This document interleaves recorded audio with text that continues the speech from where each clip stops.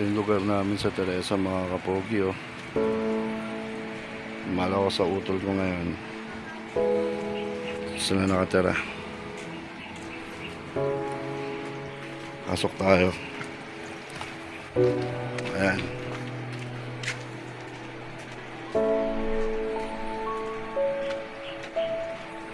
Sa Teresa po ito. Dumalaw ako sa kapatid ko. 3 taon na siyang nakaratay sa stroke. Hindi naman consistent yung tulong natin kasi sabay-sabay din naman yung obligasyon. Mamaya pasok tayo sa loob, pakikita ko sa inyo ang kapatid ko.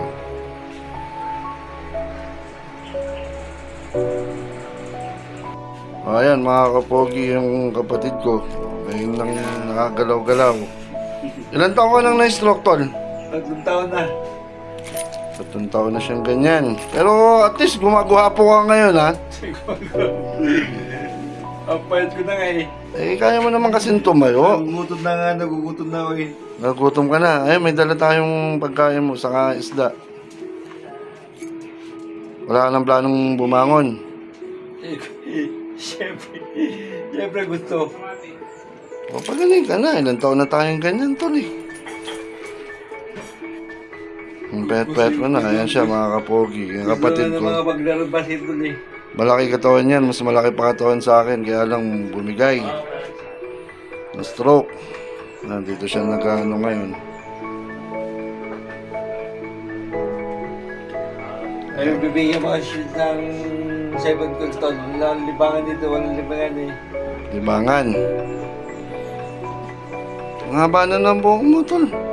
Eh, nga nahihila na sa ng buko ito, nahihila na ng buko ito. O, magpapagaling ka na. 3 taon ka ng ganyan. O, 3 taon na nga eh.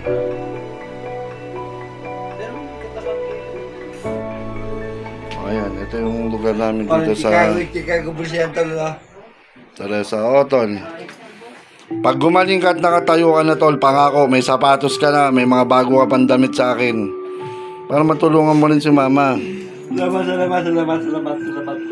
Oo, sabi ko sa'yo, palakas ka eh. Hindi ba namimiss pumunta-punta sa bahay, di ba? Tagal na rin nakapanood ng TV. Hindi ba namimiss yung TV ko? Sabi medyo laki yung TV mo eh. Anong pakiramdam mo? Kamusta ka na? O ano ka na? Lumalakas-lakas ka na? Oo. Pero yung ano man ang gagalaw mo sa katawan mo? Itong kanan. Yung kaliwa? Hindi ko nagagalaw kaliwa eh. Hindi mo na kaya talaga yung kaliwa. Pero yung puso mo okay naman? Oo. Ano ka na para makabalik na yung mga anak mo sa'yo? May ano na siya, kapogi. May hawak-hawak siyang bote. Kasi pag naiihi siya, dyan na. Miss ko na ako. O, mangako ka, gagaling ka na, ha? Oo. Sige na, kausapin ko lang muna si Papalaki mama. rin ang katawan. Tatalunin mo na ako sa basketball. Siyempre. Fist bump tayo, tol. Balikan kita dyan, ha? Oo. Tignan mo, kahit naaawa ako sa'yo, anong gagawin ko, di ba? Ang makakatulong sa'yo, ikaw lang din. Di ba? Bani ka sa sapatos, di ba? Tumayo ka lang dyan, tol. May sapatos ka na. Tumayo ka lang. Tumayo ka lang dyan. Gumaling ka lang. So, may cellphone na pa eh.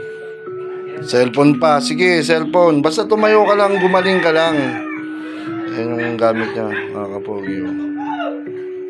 Ito yung kwarto niya. Tapos, yan.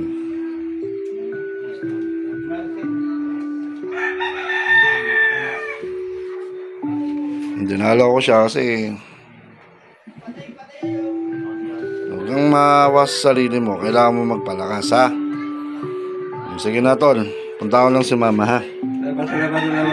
Sige. Ito, ayan na nga, mga kapogi. Naiiyak ko utol ko kasi nakita niya anak niya, oh. Kamukha niya raw. Binata na eh. Kamukha mo. Sinong gwapo sa inyo na anak mo? Anak ko.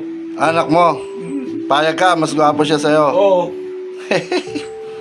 O, tumayo ka na, pagaling ka na kasi. Para makikita mo yun, malay mo, magkaapo ka na. O. Diba?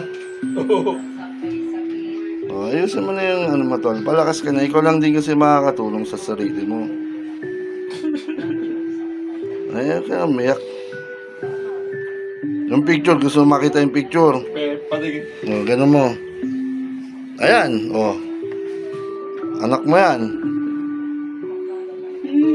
Yung panganay ko. Kilala mo ba yung anak mo? Si Renren. Pangalawa yan, di ba? Panganay. Ah, panganay. Oo, panganay. Oh, sorry, ako pa mali. Tontuwa yung papa nila. So, pagaling ka na, ha? Sige, huwag ka na umiyak. At, pag magaling ka na, mapapauwi na natin dito yung mga anak mo. Kasi mga kapogi, mula nagkasakit yung gutom ko. Eh, kinuha ng biyanan niya yung mga anak niya. Kasi wala siyang kakaya magpaaral. Ayan, malaki na, binata na.